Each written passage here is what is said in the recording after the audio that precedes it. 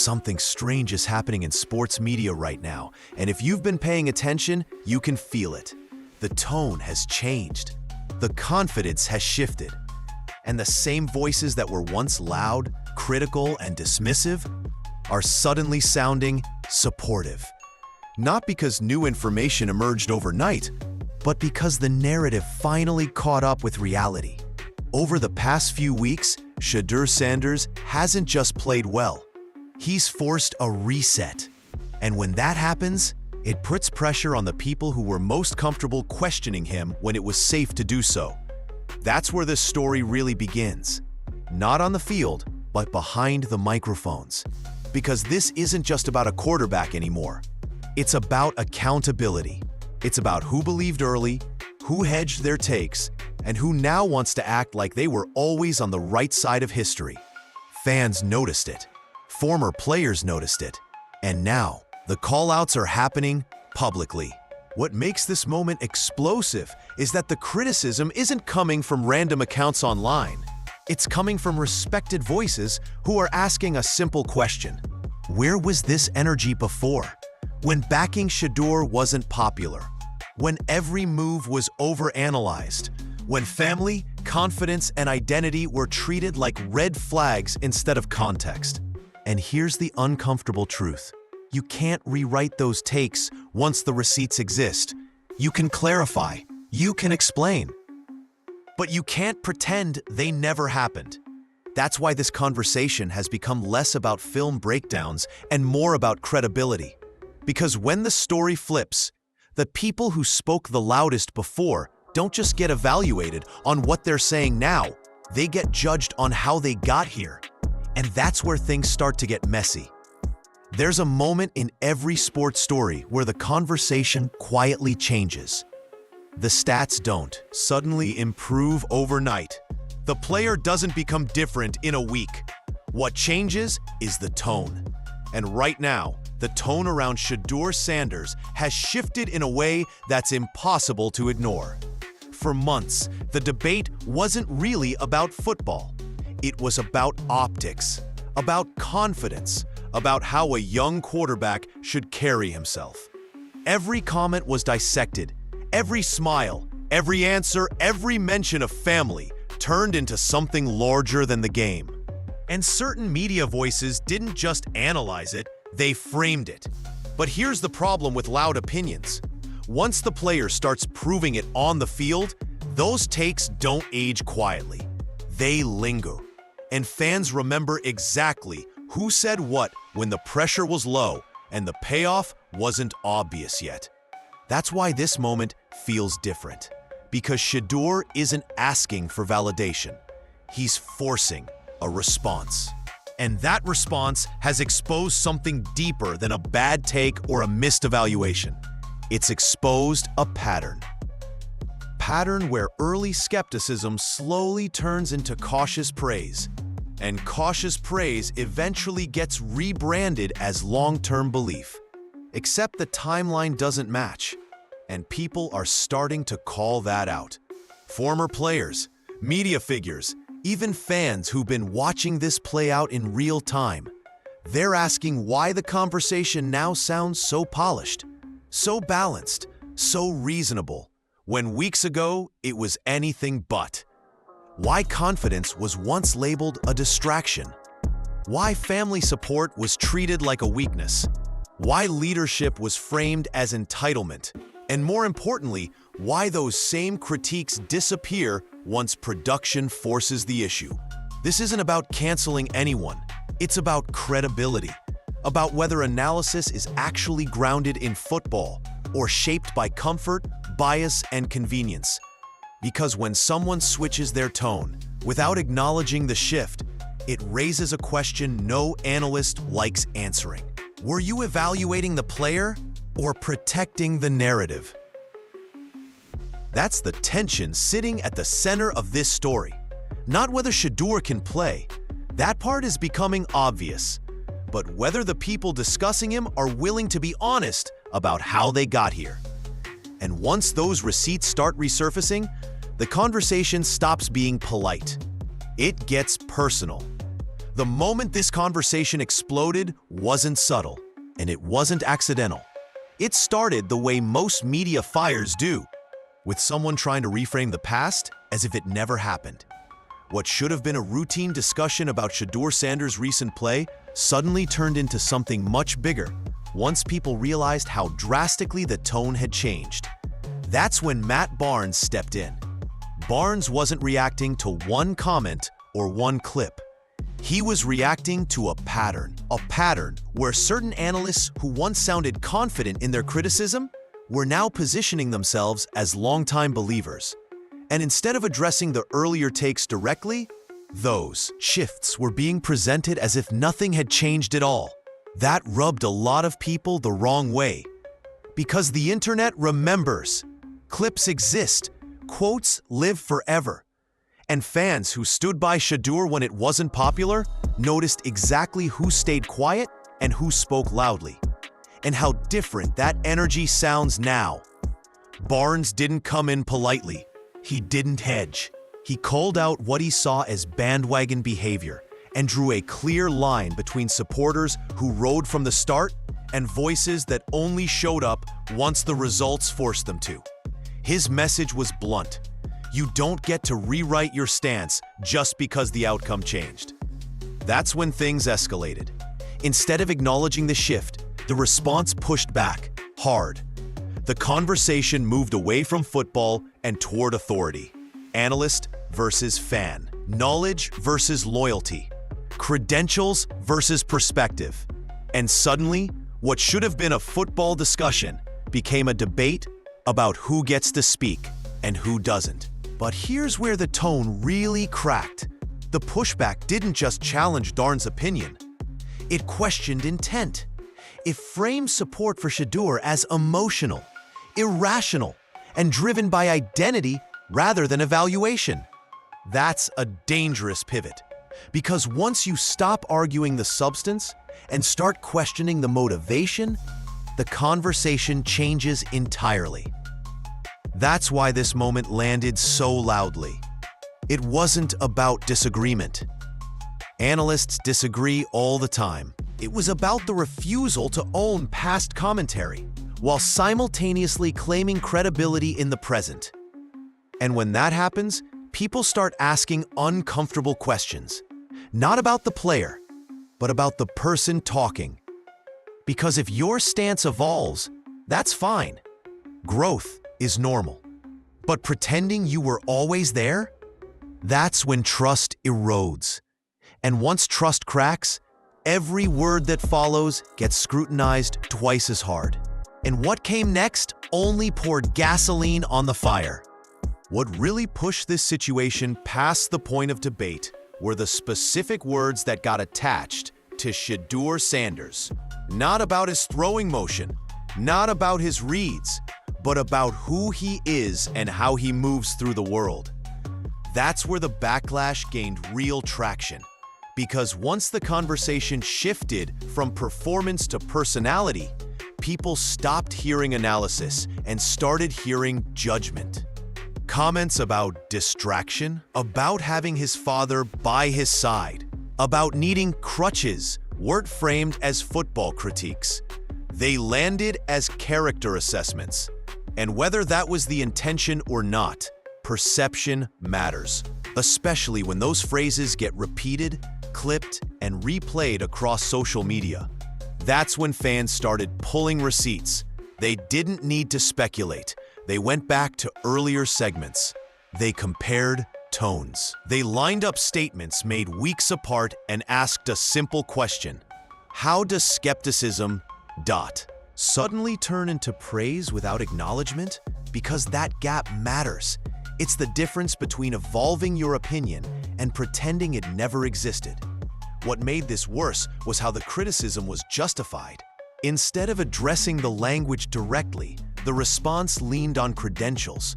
Analyst versus fan, knowledge versus emotion. As if concern automatically disqualified perspective. But that move only amplified the issue, because it dodged the core question. Why were those phrases necessary in the first place? And that's where things became uncomfortable. Because once you imply that confidence is entitlement or that family support is a liability, you're no longer breaking down film. You're setting expectations for how a player should behave to be accepted. And when those expectations don't apply evenly across the league, people notice. That's why this moment resonated far beyond one clip. It tapped into a larger frustration about who gets the benefit of the doubt and gets put under a microscope, about how swagger gets rebranded depending on who's showing it, about how leadership and humility seem to change definitions depending on the speaker. None of this would have exploded if the conversation stayed honest, if earlier skepticism was owned, if tone shifts were acknowledged. But when narratives change quietly, fans get loud, because the internet isn't forgiving when it feels like it's being gaslit. That's why the focus moved away from Shedeur's play and toward the people talking about him. Because once credibility becomes the story, every past word gets re-examined. And that scrutiny didn't stop with fans. Former players started weighing in. Media figures began drawing lines. And suddenly, this wasn't a disagreement. It was a reckoning over who gets to shape the narrative. And once that door opened, the discussion went places no one could walk back from. The flip-flop accusations didn't come out of nowhere. They stuck because the time lit. Different story than the talking points. Fans didn't need interpretations or spin. They had clips, dates, side-by-side comparisons that made the shift impossible to ignore. Weeks earlier, the tone was firm, doubtful, confident in its skepticism. Questions weren't framed as curiosity. They were framed as conclusions. About readiness, about leadership, about whether confidence crossed an invisible line. And when those takes landed, they landed hard. Fast forward to now, and the language softened. Suddenly, it was about development, about growth, about context. And on the surface, that sounds reasonable. Opinions can evolve. Analysts are allowed to adjust. But here's the issue. The evolution wasn't acknowledged. There was no pause to say, I may have been wrong, or the evidence changed my view. Instead, the tone shifted as if it had always been this way. That's where the credibility gap widened. Because when someone speaks with certainty early, then later speaks with caution, explaining the change, it feels less like growth and more like repositioning, especially when the player's performance forces the shift rather than new insight. Fans weren't asking for apologies. They were asking for honesty. And when that honesty didn't come, the pushback intensified. The narrative became less about Shedeur and more about media accountability, about whether criticism was rooted in football or filtered through expectation, about whether swagger was being judged differently depending on who carried it. The flip-flop label wasn't about changing an opinion. It was about changing a tone without owning the past. That's what made it sting. Because once you position yourself as an authority, your earlier words don't disappear when circumstances change. They linger. That's why comparisons started circulating. Old segments resurfaced. Quotes were replayed in full context, not clicked for outrage, and the contrast spoke for itself. What once sounded definitive now sounded cautious. What once felt dismissive now felt supportive, and people noticed the timing. The praise didn't arrive after incremental improvement. It arrived after undeniable production, after the conversation shifted nationally, after it became safer to lean in instead of stand apart. That's when the accusations stuck, not because they were emotional, but because they were observable. In sports media, credibility isn't just about being right. It's about being consistent, or at least transparent when you aren't. And when that transparency is missing, audiences fill in the gaps themselves. And once that happens, the discussion stops being about analysis. It becomes about trust. This is where the conversation fully drifted away from football. And once it crossed that line, there was no pulling it back. Because the moment identity entered the discussion, everything became heavier, sharper, and far more personal. What should have remained a debate about quarterback play turned into a discussion about how Shedeur Sanders carries himself, why he speaks the way he does, and what his background supposedly says about his future. And that's when people stopped hearing critique and started hearing coded judgment. The framing mattered. When confidence gets labeled as entitlement, that's not neutral language. When family support gets reframed as dependency, that's not analysis. Those are narratives, and narratives come with baggage, especially when similar traits in other players are celebrated instead of questioned. That inconsistency is what set people off. Because across the league, quarterbacks talk boldly. They skip drills, they project certainty, they bet on themselves publicly. Yet only certain players get their confidence dissected like it's a character flaw. Only certain players have their upbringing turned into a talking point. That's why the pushback grew louder. Not because people couldn't handle criticism, but because they could recognize when criticism stopped being evenly applied. Once that realization clicked, the debate expanded beyond one analyst or one segment. It became about the double standards that quietly shape sports narratives.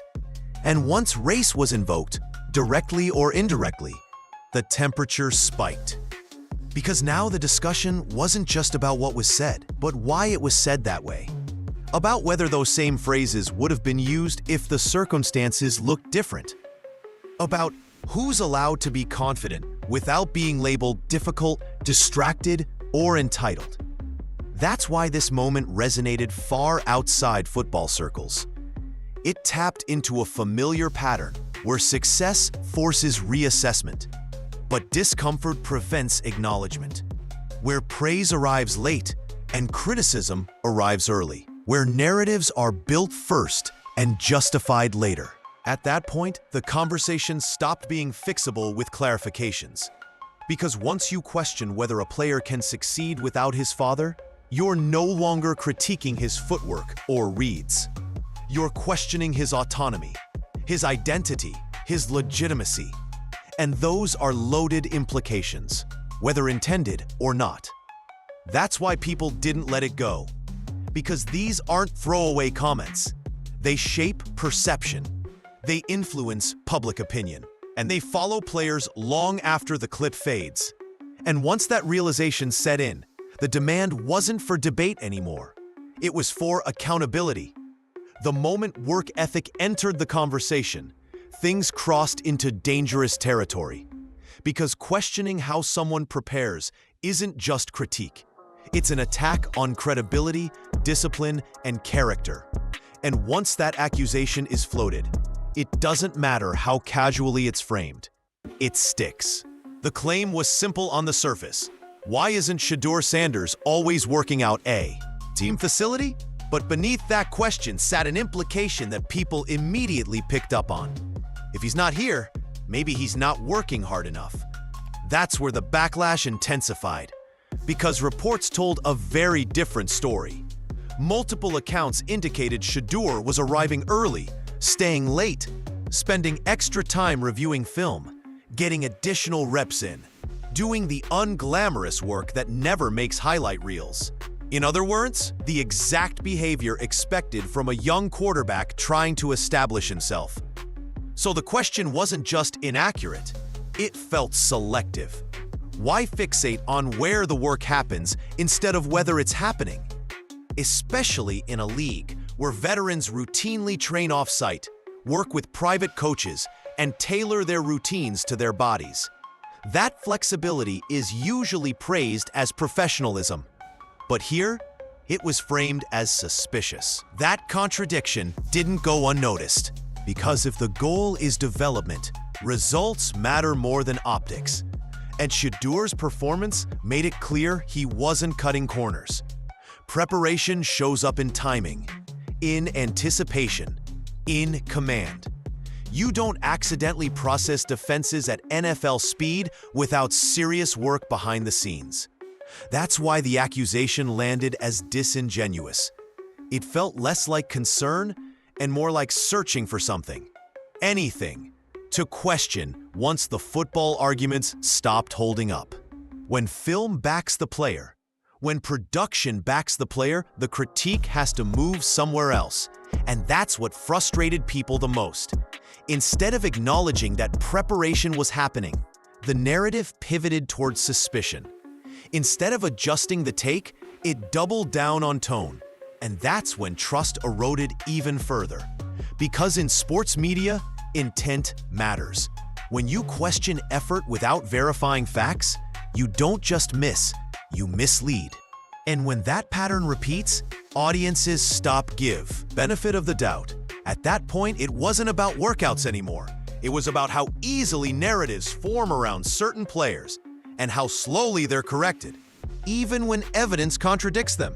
And once fans saw that gap between reality and commentary, the patience ran out. Because if the work is being done and the results are visible, then the story being told isn't analysis, it's projection. This is why this moment feels like a turning point instead of just another media dust-up. Because everything converged at once: the production, the scrutiny, the shifting narratives, and the public pushback. And when all of that collides, it forces a reckoning that can't be brushed off with a quick clarification or a softer tone. For the first time, the conversation around Shedeur Sanders isn't being driven by speculation or hypotheticals. It's being driven by evidence, by performance, by consistency. And when that happens, the margin for narrative manipulation shrinks fast. What people are reacting to now isn't just what was said, it's when it was said. Early criticism carries more weight because it shapes perception before results arrive. Late praise carries less credibility if it ignores that earlier framing. That imbalance is what audiences are pushing back against. And here's the uncomfortable truth for sports media: fans are more informed than ever. They don't just watch games, they watch segments, replays, reactions, and follow-ups. They notice tone shifts, they track language, they remember who spoke with certainty and who hedged when it mattered. That's why this isn't about silencing critics. It's about demanding consistency. You can be skeptical. You can be wrong. You can even change your mind. But you can't do all three without acknowledging the journey. Because when analysts present evolving opinions as if they were static all along, it undermines trust. And trust is the currency of commentary. What makes this moment especially significant is that Shedeur didn't engage in the back and forth. He didn't respond with quotes. He didn't escalate. He let the work speak. And that silence did more damage to shaky narratives than any rebuttal ever could. Because when the player keeps producing, the noise around him becomes the story. And now, that noise is being evaluated just as harshly as he once was. Going forward, this changes how his story is told. Not because critics vanished, but because the room shifted. The easy takes are gone. The lazy narratives don't land the same way. Every comment now comes with context and consequences. That's what accountability looks like in real time. And whether people want to admit it or not, this moment drew a line. On one side are those willing to own their evolution. On the other are those hoping the audience forgets. The problem is, the audience didn't. And they're not forgetting anytime soon. When you zoom out, this entire situation says more about the ecosystem around sports than it does about Shedeur Sanders himself. Because while the debate raged, while clips resurfaced and narratives collided, one thing stayed constant. The player kept doing his job. And that's the part that matters most. Shedeur didn't demand apologies. He didn't ask for explanations. He didn't weaponize the backlash or lean into the drama. He showed up, prepared, and performed. And in a league where excuses are easy and patience is rare, that approach speaks louder than any segment ever could. What this moment ultimately exposed is a simple truth. Analysis doesn't exist in a vacuum. Words shape perception. Early narratives stick. And when those narratives are built without balance, they don't just fade away when results arrive. They get interrogated. That's why this felt different. Not because someone was criticized, not because opinions clashed, but because the audience recognized a disconnect between what was said then and what's being said now. And once that recognition sets in, credibility becomes the story, whether anyone wants it to or not. This isn't about declaring winners or losers in a media feud. It's about understanding how quickly skepticism can harden into assumption, and how slowly those assumptions get corrected. It's about recognizing that confidence doesn't need to be minimized to be understood, and support doesn't need to be framed as dependency to be analyzed. Most importantly, it's about accountability. Because the best analysts aren't the ones who never miss. They're the ones who can say, "I saw it wrong," or "I adjusted based on new evidence," without pretending the past didn't happen. That honesty builds trust, and trust is what keeps people listening. As for Shedeur, his story is still being written. He hasn't arrived at the finish line. He's barely past the starting blocks, but what he's already proven is that preparation shows, confidence translates, and noise fades when production doesn't. And that's why this moment will be remembered. Not as the time everyone suddenly agreed, but as the moment the conversation stopped being controlled and started being challenged, where audiences stopped consuming takes passively and started questioning how those takes were formed. Because in today's sports world, performance is only half the battle. The other half is how honestly it's talked about.